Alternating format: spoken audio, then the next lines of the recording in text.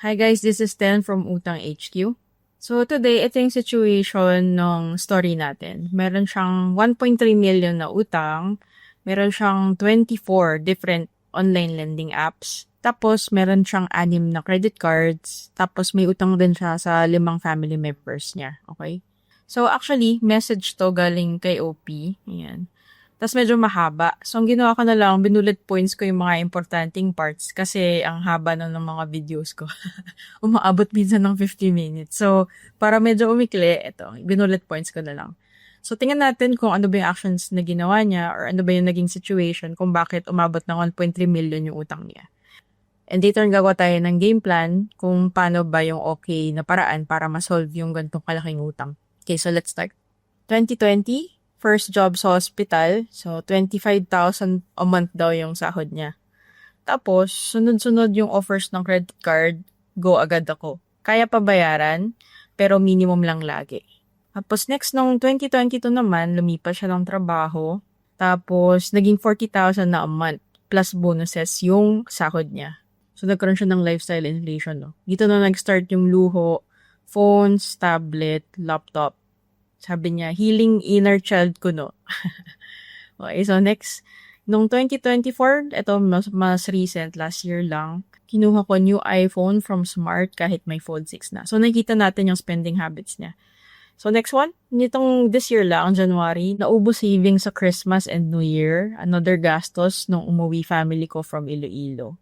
Nung March naman this year, kinapos na sa bayarin. Nagpabudol sa mga OLAs. Tapos system na, hiram, bayad, hiram ulit. Until dumami OLAs ko. So, di ba kasi 24 na yung OLAs niya yun. Tapos, itong April, so last month lang, di ko na mabayaran ang mga credit cards ko kahit minimum wala. Yung sweldo ko na 40,000 a month, napupunta na sa pambayad sa OLA.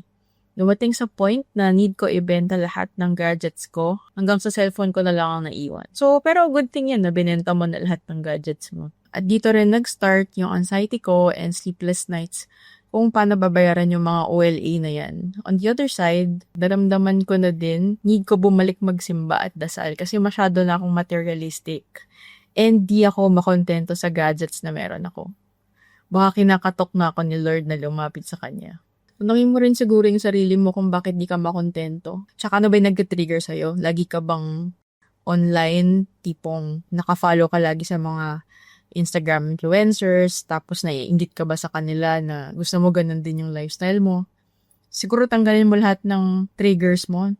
Kasi kung trigger yun sa'yo, baka pwede mong isipin kung pwedeng magbawas ka ng screen time mo. So yun, something to think about. Tapos, next, nandito na tayo sa now, I was able to borrow sa bank ng 500,000, okay? With 12% interest per annum and 15K per month for 3 years.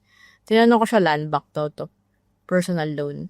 Kasi yung 40K a month ko, di ko na alam kung paano pagkakasyahin. Hoping na makatulong mabawasan. Yes, I am impulsive, aware ako, and also financially illiterate rin ako, so I am sorry. Thank you. Well, madami namang actually Pilipino na ganito. Kung hindi mo talaga isa-search yung tungkol sa finances, hindi ka rin matututo. Kasi never naman tayo. Parang wala naman sa atin talaga yung tinuruan. So, okay na rin yung ganito na alam mo kung saan ka nagkamali. And, moving forward ka na para malaman mo kung paano yung magiging strategy mo. Okay, so start na tayo. Punta muna tayo ngayon dito sa Google Sheet. Tapos, pupunta tayo dito sa credit list na tab. So, kung napanood nyo na yung past videos natin, iba yung itsura ngayon. Kasi, in-update natin tong sheet. So, again, currently developing tayo nitong Google Sheet na to. So, as much as we can, ina-update namin ang ina-update tong Google Sheet na to. Based sa mga needs ng mga tao, kaya tayo nag-case studies para maging ready siya for Etsy. So, ayan. So, ngayon, dito sa credit list, ito natin nilalagay lahat ng details tungkol dun sa utang. Okay? So, actually, nung tinanong ko si OP ng listahan niya ng utang, nag-send siya. Kaso, pasulat yung ginawa niya. So, ang ginawa ko, nilipat ko lang siya dito sa scratch paper. Sa scratch tab.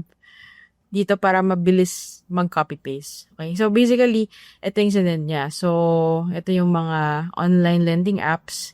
So, simula sa Amon to Mocha.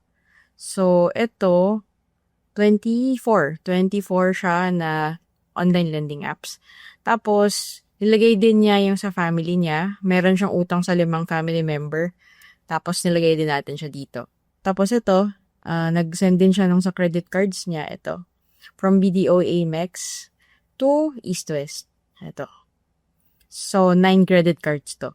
Tapos actually, kung babalikan natin yung story niya, na-mention niya sa dulo, di ba? Na I was able to borrow sa bank ng 500k with 12% interest, 15k per month for 3 years. Ito. Tinanong ko siya, land bank daw to. So, lagay lang din natin. Dito ko siya nilagay, land bank, 500k. So, ang ginawa niya, nag-personal loan siya sa land bank para pambayad dun sa mga online lending apps niya. Okay? So, basically, 500k yung inutang niya pang bayad ng lending apps, pero kasi 506 to yung total ng lending apps niya. So, kulang pa siya. So, ang gagawin lang natin dito, babawas natin to sa GGib, 6.8 to. Kumbaga, kailangan lang natin bawasan para maging under 500k to. Pag tinanggal natin to, makikita natin 499 na siya. So, pasok na siya sa 500k. Okay? So, ibig sabihin, itong lahat ng to, except sa GGives 3, ito na siya, land bank na siya. Clear ba? So, ayun, ito yung gagamitin natin ngayon sa credit list na tab. Okay, so copy lang natin to, tapos paste natin. Itong monthly interest rate, actually sa US, usually ginagamit nila annual interest rate. Pero kasi sa Pilipinas, napansin ko dun sa mga statement of accounts, yung interest rate na ginagamit nila usually per month. Kaya yun na lang yung inadapt ko. Okay? So dito, ang gagawin lang natin, since sinabi niya na 12% daw yung annual, divide by lang 12. So, ibig sabihin, 1% yung interest monthly. Okay? So, next. So, GGives, di ba tinira natin to? So, copy lang natin. Tapos, paste. Usually, kapag mga loan apps, alam ko nakapaloob na yung interest dun sa monthly nila. So, kaya wala mo na tayong ilalagay dito. Okay? Next. Ang credit cards, copy-paste lang natin. Yan. So, for these credit cards, hindi ko kasi alam kung magkano yung monthly interest rate niya. And feeling ko din, tatama rin din siya mag-reply kung tanungin ko siya ng interest rate.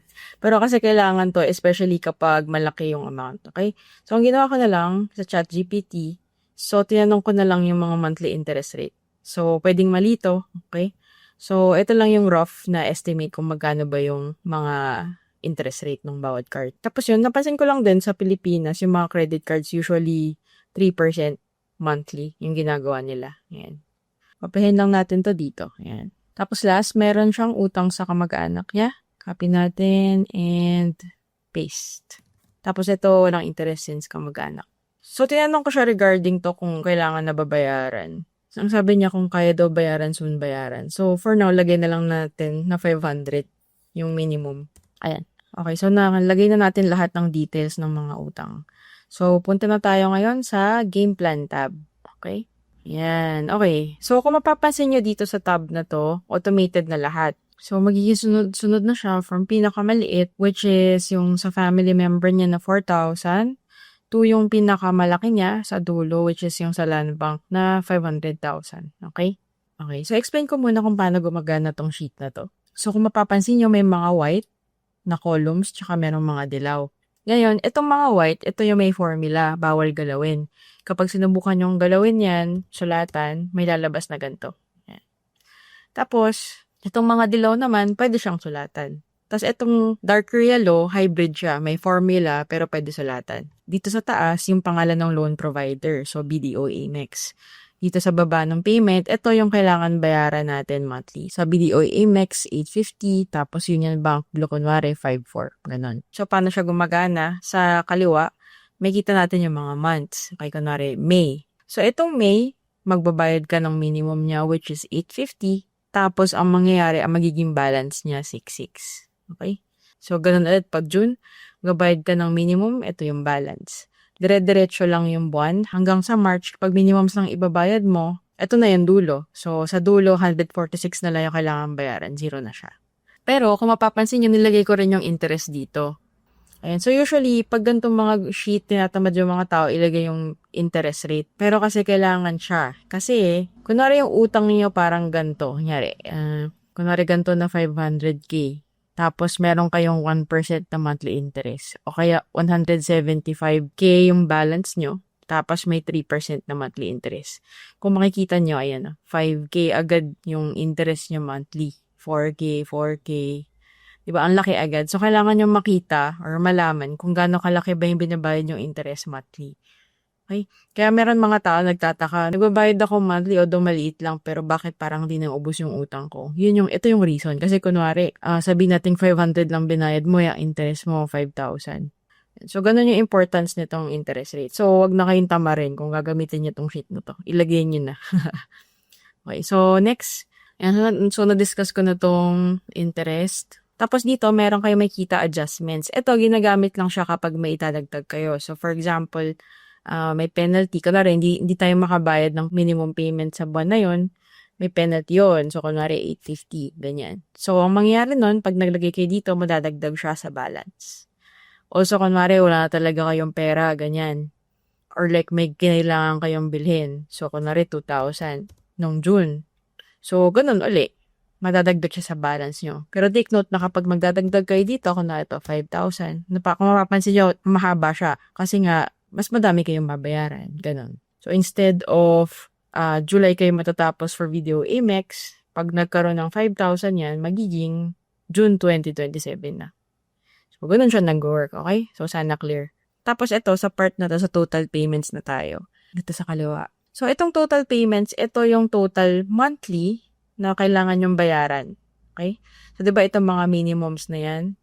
Kapag in-add nyo yan lahat, magiging total niya ay 101,000. Kung babalik tayo dito sa table, makikita natin siya. Ito diba yung mga amount umabot ng 1.3 million? Tapos ito yung mga kailangan niyang bayaran monthly. Umabot ng 101K. Okay? So, ito siya. Nandito sa total payment. Okay, so ngayon, magkano ba yung budget ni OP every month pambayad ng utang? Okay? Sa sweldo niya, magkano yung pwedeng ilaan para sa utang? So, para masagot yan, pupunta tayo dito sa monthly budget. Dito sa May 2025. Okay? So, dito, kailangan natin sagutan tong categories. Ito, income, needs, wants. Okay? Para malaman natin kung magkano ba yung budget niya pambayad ng utang. So, simula dito sa salary. Again, sa dilaw lang yung pwede nating sulatan. Magkano ba yung salary niya? Ang sinabi niya, 40,000 a month down. Diba? So, lagay lang natin dito. Okay? So, kung mapapansin nyo, pag nilagay niya doon yung salary, dito sa left to budget, may 40,000 na lumabas. I-ando ko lang. Ayan. So, 0 kasi siya before. Tapos, pag nilagyan niya to, magiging 40,000 din to. Okay, so next. So, ano ba yung mga expenses na in a month? Okay, so pumunta tayo dito ngayon sa categories, no? Dito natin susulat yung mga expenses niya. Ano ba to? Meralco. Sabi niya, nagabayad siya ng gas, internet, Netflix. I go for hindi mo afford mag-Netflix ngayon. Tanggalin mo na to. Hindi ko na siya ilalagay sa budget mo. Mag-unsubscribe ka na dyan. Ano na lang, yung essentials lang talaga. So, may nilat yung next. So, kapag nilagay na natin siya dito sa categories, babalik tayo ng monthly budget. Ayan, so makikita nyo na siya dito. Okay? So, sa Meralco, i-input lang natin yung mga details. So, sabi niya Meralco daw 2.5. Okay, pansinin nyo to, left to budget. Input natin, ha? Yan, nabawasan siya. So, ang ibig sabihin yung sweldo niya minus yung expenses niya ni Meralco. Ganun. So, nababawa siya dito. So, next yung gas, 2,000. Mababawas ulit siya sa sahod niya. Next ay internet 1.5. Tsaka may nilad na 200. So, nung nalagay na natin lahat ng mga gastos niya in a month, mababawas na siya dito sa salary niya. So, matitira sa salary niya na 40,000 ay 33,800 na lang kapag minus natin lahat ng expenses niya. So, dito pa lang makikita natin kung saan nagkakaroon ng problema. Yung actual niya na kailangan bayaran na utang monthly na minimum ay 101K. Pero yung budget niya para pambayad sa utang ay 33,800 lang. Okay? So, lagay natin dito. 0 na to. Na ibig sabihin na distribute na natin lahat ng 40K na sahod niya. Ayan. So, ngayon, ang monthly budget niya pambayad ng utang ay 33,800. Nalagay lang natin siya dito. 33,800. Okay? Tapos, i-copyhin ko lang siya hanggang sa baba. Ayan. But wait, there's more. Okay? So, tinanong ko siya kasi kung magkano tsaka kailan yung bonus niya sa isang taon. No? Sabi niya, every May daw tsaka November, meron siyang bonus na 35,000. Ayan. Okay? So, ang mangyayari sa natin sa sheet natin, every May at saka every December, magkakaroon siya ng 35K. So, yung normal niya na pambayad sa utang na 33,800 plus 35K na bonus. Ayan. Ganyan yung mangyayari. So, ito, kopyahin lang natin siya every May daw, diba? Tsaka November. So, May, November, May, November. Ayan. Okay. Isa pa. May, November. Ayan. Okay. So, ayan, nalagyan na natin dito sa kaliwa, sa budget payment, lahat ng budget niya pangbayad ng utang. Okay, so dito na tayo sa left to budget. So, basically, ano lang to, yung budget niya, every month, pambayad ng utang, minus yung kailangan niyang bayaran. So, kung makikita nyo, negative 33K. So, ibig sabihin, 33K ng utang niya, hindi niya kayang bayaran sa May. Kasi nga, kulang yung pera niya. 68K lang yung pera niya, 101 yung kailangan niya bayaran. So, kaya siya negative 33K. So, kapag na-plot na natin to lahat sa credit list, ganyan, yung sa budget natin, ang gulang nitong page na to lagi ay maging zero tong left to budget. Okay? Hindi siya pwedeng negative or positive. Pag positive, ibig sabihin meron pa siyang pera pang distribute. Pag negative, kulang siya. Kailangan natin magbawas ng babayaran. Okay? Before yan, disclaimer lang muna, hindi to professional advice, okay? Ang Google Sheet na to is magkaroon ng bird's eye view yung mga tao para makita nila kung paano ba yung gagawin nilang strategy, mas mabilis yung paggawa ng strategy or plan pangbayad sa mga utang nila, okay? Kailangan nyo pa rin mag-research kung ano ba talaga yung tamang gawin. Kasi hindi ko rin din naman alam kung ano yung in real life situation, kung ano ba talaga yung actual numbers, ganyan. So, yan. Parang guide lang to, okay? So, kailangan nyo pa ding mag-double check. Kasi mangyari dito, magkalagdag bawas tayo. Kasi kung titingnan mo to, negative 33K. So, ibig sabihin, kailangan natin magbawas ng worth 33K para pumasok yung budget mo. Okay. Actually, dito nga sa yung normal mo na budget na 33,800 pang bayad ng utang, kailangan mo magbawas ng 68,000 dun sa mga payment mo. Ibig sabihin, kailangan partial lang. Okay? So, ang gawin muna natin, magbawas tayo dito. Hanapin muna natin yung mga maliliit yung interest. Ang pinakamaliit Land Bank, 1%. Tsaka Union Bank Loan, 1.75%. So, gawin natin siguro 2,000. Tapos, ipeg muna natin na siguro 2 taon. Tingnan natin kung anong mangyayari. Kasi puro negative yung left to budget eh. 2 taon na puro 2,000 sa Land Bank. Tapos, try din natin ito, 2,000 din. Kaya ito yung sinasabi ko sa inyo na theory lang to. Sa research nyo, malalaman kung possible ba na ginaganti yung gawin. Kung hindi siya possible, then try natin yung iba yung bawasan. Parang ganun yung mangyayari. Okay. So, ngayon, negative 13K ito, kailangan pang bawasan. Ito rin, negative 48. So, talagang intense yung kailangan natin ibawas. Ito, try nating 2,000. Then, tapos ito, try nating 3,000 for East West. Siguro 1 year lang muna for both. Tapos, next, Union Bank Gold. Kasi may negative 35 ka dito. So, ang gawin natin, bawasan natin to ng 3,000. Tapos, hatakin lang natin ng hanggang December muna. Pag sinabi ko yung hanggang December, ito yung ibig ko sabihin. Or pag sinabi kong 1 year, ito yun. Dito kayo tumingin. Tapos, yung next, BDO. Kasi negative pa rin. Dito ako nakatingin muna for now. Kasi, bonus lang to kaya to malaki. Pinagbabasihan ko ito na dapat maging positive number to. Kulang pa din, negative 11. Kailangan magbuwas ka pa ng negative 11K. So, yung BDO gawin nating, try nating 4,000. So, again, tinitimpla ko lang siya kung ano ba yung pwede. 4,000 to. Kulang pa din. Ganun talaga. Kaya ba ng 5K na lang to? Try natin. December. Negative 500. Di kaya. So, gawin natin 4,000.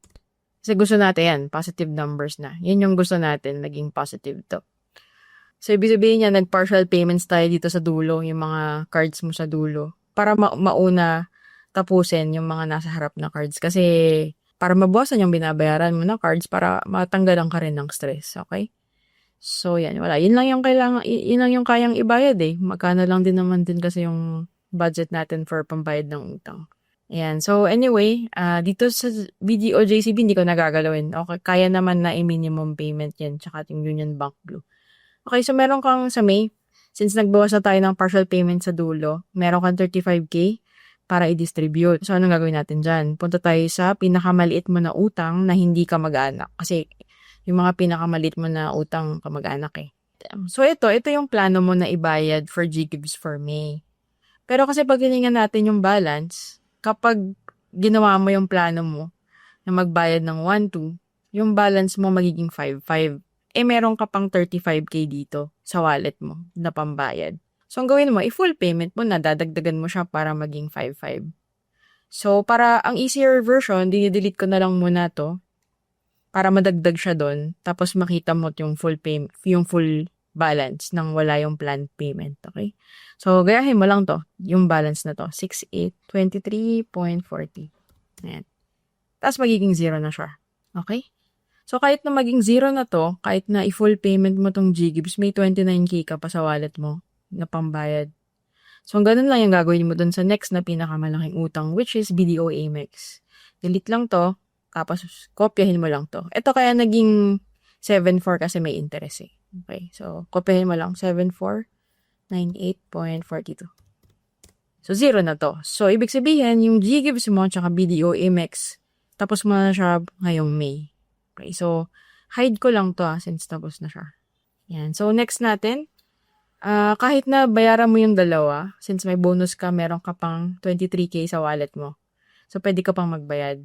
So, itong Union Bank Blue, yung balance niya actually 23-ish eh. Oh. So, ibig sabihin, kaya mo na to buuin. Kapag dinalit mo to, yan, ito yung talagang budget mo. Ay, shucks, hindi pa umabot. Hindi pa umabot. Kakainis. Actually, ang gawin mo na lang, konti lang naman to eh. Ito, dito mo na lang ibawas sa JCB. Gayahin mo na to. 28,780.82. Tapos magne-negative yan, di ba? Since kulang yung pera mo na 105. I-minus mo na lang siya dito sa JCB. Tapos may matitira ng 3197. Yun yung ilagay mo dito sa JCB. 3197.36. Yan, okay. Yan, so yan, good job, 0 na tayo for May. Yun, daming ganap sa May. Kasi ito i-hide ko na since tapos na siya. Yan, para makaluwag-luwag, 3 na agad yung natapos. So ngayon, sarado na to, punta na tayo ng June. So ganun since yun nga, diba, nag-partial payments nga lang tayo dun sa dulo, kaya tayo may extra cash na 7.9. So, ganun ulit gawin natin. Ilagay lang natin ng ilagay dun sa mga nasa harap na utang. So, yung JCB na tayo, diba? Delete lang natin to, 11. Tapos, kopyahin natin yung for distribution, which is 11,300. So, kung mapapansin nyo, pare-parehas lang ito. So, ibig sabihin, 11,300 din dito. 0 na. So, tapos na tayo ng June, July. So, pagdating ng August, tingnan natin kung magkano. 6,300 na lang yung kailangan mong bayaran. I-full payment mo na since 11K pa yung pera mo dito eh. So, 6,393.37. Yeah. So, tapos ka na ng JCB BDO ng August. Okay, congratulations. So, hide naman natin to since tapos na siya. So, next, kahit na bayaran natin tong BDO JCB, may sukli ka pa na 4.9. Yan ito. So, ilagay lang natin siya dun sa next, which is yung HSBC. So, again, delete lang. Tapos, ilagay lang natin yung natira. 0.63. Para maging 0. Okay, next month, September na. 11,300 yung budget natin. Delete lang natin. Tapos, 15,300. Yan, dinagdag lang natin siya dito. Yan. So, ganun ulit. 15,300 para maging 0. Okay? Yan. Okay, so close na natin yung October. Ayan, November na. Ito na yung may budget ka, diba? Since may bonus ka. So, meron kang 46,300 para i-distribute. So, ito kasi, itong HSBC, 25K, oh. So, ibig sabihin, kaya mo na siya i-full payment. So, delete lang natin to uli.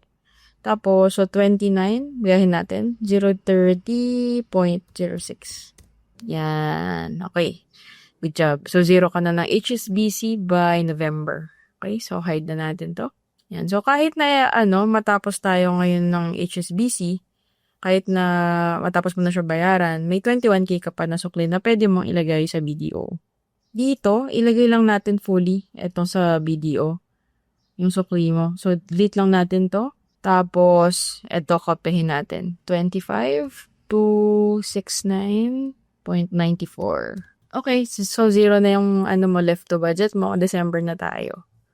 Pagdating ng December, meron kang 15,300 para ipamahagi. So, ganun, lagay lang natin dito. 19,300. So, ngayon, ito, bakit siya naging negative yung January? Kasi, naging negative yun kasi kung maalala nyo, diba ito, 2K ito, 2K itong BPI, 2K din yung Eastwest, ay 3K Eastwest, personal loan, ito, dito. Kasi diba, usually 3K lang binabayad natin sa Union Bank Code from May to December. Kaya ito naging negative. So, ibig sabihin, pahabain pa rin natin yung na 3,000 yung payment dito. Yan. Para maging positive. More pa siguro. Yan. Ayan. Okay. Ganyan. So, BDO good na tayo, di ba? Ito, BDO good. So, ang gawin lang natin, ganun since meron na tayong 10K na extra, idadagdag natin siya dito. So, delete lang to. 19,800. Yan. Okay. So, zero na. February na. So, dito sa pagdating ng Feb, mukhang pwede na to Mukhang pwede na siya Tingnan natin. Delete muna natin. Ayan, mukhang pwede na siya bayaran fully. 14K to. Nakaila yung balance ng BDO Gold. 19K pa yung budget mo. So, 19,800. Ay! Nag-overpay. Ano lang? 112.30. Yan. So, zero. Okay. So, tapos mo na yung BDO Gold mo pagdating ng Feb. Tapos may sukli ka pa na 5-6. So, hide ko lang muna to para since tapos na siya. Yan. So, ang next mo na kailangan bayaran ay yung Union Bank, diba? So, dito na tayo maglagay. Lagay lang natin yung full na 8687. Yan. Okay? Para maging zero to. So, tapos na tayo ng Feb, March na tayo. Ayan. So, ayan, lumaki na kasi nga, medyo madami ka na rin naman na na-close na cards by then. Maging aggressive lang tayo dito sa Union Bank na good para matapos na to. So, delete lang natin tong 3,000 para malibat siya doon. So, tapos gayahin natin. 23,800. Yan. Okay? So, next month din, ganun yung mangyayari para maging zero pareha. So, pagdating ng May, ito yung may bonus ka na month, diba? So, pwede mo na tong i-full. Ito. So, ganun ulit. Delete lang muna natin to para makita natin. Kasi may balance pa ito. So, delete lang natin para makita natin yung tunay niyang amount. So, gayahin lang natin. 4,6. Yan, para maging zero. So, tapos ka na magbayad ng Union Bank Gold by May next year. May extra sukli pa tayo na pwede ipamigay sa iba. So, hide muna natin to para mabawasan na. Tapos na siya Ayan, okay. So, dito na tayo sa May. Pagdating ng May, next ba natin Union Bank Personal Loan? Hindi. Kasi, kahit na siya yung pinakamaliit na next, maliit kasi yung monthly interest niya. So, unahin natin yung malaki yung interest rate. So, ang pinakamalaking interest rates ay Eastwest at saka BPI. Ay, by the way, so itong family members mo, itong family 1, matatapos mo na siyang bayaran by December. Tapos, itong family 2 and 3, matatapos mo na siyang bayaran by Feb next year. Okay? Hindi natin napapansin kasi nakatingin lang tayo sa credit cards. Pero hide na natin to. Yan. Okay, so alik tayo sa credit cards. Ano nga yung pinag-usapan natin? Ayun. So, hindi tayo maglalagay muna sa Union Bank personal loan. So, ito, ilagay na muna siguro natin sa malaki na amount. So, ito, ilagay na lang muna natin sa East-West. So, bale, ito siya, di ba? Ito. Delete ko muna. Tapos, 14,824.71. Yan, para maging zero siya. Tapos actually, by this time, since madami ka nang na-close na mga utang mo, pwede ka nang magdagdag pa dito sa mga minimums mo Pagdating ng June, balik minimum ka na ng BPI. 11K ka na yung binabayad mo. Tapos, etong sa East-West minimum, pwede mo na ring bayaran. 6K. Union Bank tsaka Land Bank, wag na muna siguro. Gawin na lang muna natin, aggressive na lang tayo sa East-West tsaka BPI. Kasi, ang laki ng interest mo monthly sa kanila Kaya, maabot ng 6K, maabot ng 5K. So, yun. gawin natin dito. Delete natin to. Tapos, itong 17, ilipat na natin dito. 17, 137.17. Tapos, 0 na to. Pagdating ng July, ganun uli. Actually same lang hanggang October. Pare-parehas lang yung payment mo. Tapos, next, ito na, November na, meron ka na ulit bonus. So, malaki na naman yung yung budget mo pambayad ng utang. So, ganun ulit. Sa East West natin ilagay ito. Ayan. To. So, delete mo na. Tapos, 52K yung total. 137.17. Yan. Ang laking tipak ng wala sa utang mo niyan. Okay. So, good job. Next. Ganun ulit hanggang sa maubos tong sa hanggang sa maubos yung utang mo sa East West. So, ito 17 naman. 137.17. Okay? Ito, bakit siya nabawasan? Bakit nag-iba yung Kasi, ayun, ito. Nagkaroon ka na extra 500 ng December. Kasi bayad na tong family 4 mo. Hide na natin to. Yan. Okay. So, kumukunti na. 5 na lang. So, na tayo sa January, no? So, ayan, ito. Simula January hanggang April, meron kang 11K na pwede i-add dito sa 6K mo. Kaya, copy lang natin. 17,637.17. Yan. 0 na to. Tapos, i-copyhin lang natin hanggang dito since pare-pares lang naman. Ayan. So, 0 na. Ayan. Umiikli na ng wagas. Pagdating ng May, sweldo mo na uli. Good job. So, pagdating ng sweldo mo, may 46K ka dito. 6K na lang to, 6K-ish. Doon ulit, delete mo lang to. Tapos bayaran mo na tong full payment. 12,450.04. Yun, so 0 ka na pagdating ng May sa East-West. Pero May 2027. Well, ganun talaga. Pero yun, hide na natin to. So, hindi ko pala nagagamit, by the way, itong adjustments since hindi ko alam kung magkano yung penalties. Pero sabihin natin yung sa land bank, may penalty ka kunwari na 850 sa every month na nag-partial payment ka lang. So, hahatakin mo lang to. So, madadagdag siya dun sa balance mo. Okay? Ilagay ko na muna dito 850 para lang example. So, next na kailangan nating maging aggressive ay BPI. Pero actually, this month, pwede kang magbayad since malaki naman to. Magbayad na tayo ng minimum sa land bank starting that month. Yan, 15,000. Tapos tong sukle, i-add natin dito. So, delete muna natin para malahat ng total. So, copyhin lang natin 38,849.96. Yan, para maging 0. Next, pagdating ng June negative. So, ibig sabihin meron kang di kakayang bayaran.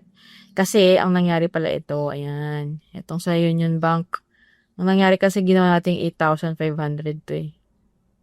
Pero hindi kayang 8,500. Magkano lang yung kaya? Dinilit ko para malaman natin. So, 6,600 lang yung kaya. So, okay. 6,637.17. Tapos, puro pare-parehas na ganun, diba? So, i-drag lang natin. Yan. Okay? So, basically, ang nangyayari ngayon, puro ka 6,600 dito sa Union Bank personal loan. Minimum ka na lang for BPI, yung legit na minimum niya. Tapos, minimum ka din na legit sa land bank. So, puro ganon. Tapos, dating ng November, may bonus ka uli. Sana by this time, ma-promote ka pa. Para may, alam mo yun, mas mataas pa yung pang bonus mo. Tsaka yung budget mo pang dagdag utang. Pero yun, anyway, 68,800 to, diba? So, meron ka pang 33K pang distribute. So, actually, kahit saan mo siya ilagay eh. Yun nga, yung sa strategy mo na lang kung saan. So, ganun nga dun sa pinakamaliit. Parang hindi. Kasi ito nga pala yung mababa yung interest rate. So siguro unahin natin tong BPI sa part na to. So delete lang ulit natin para matotal. So 44,800. Ayan. Para maging 0 na siya. Ayan. Okay? Tapos punta tayo sa next month, December.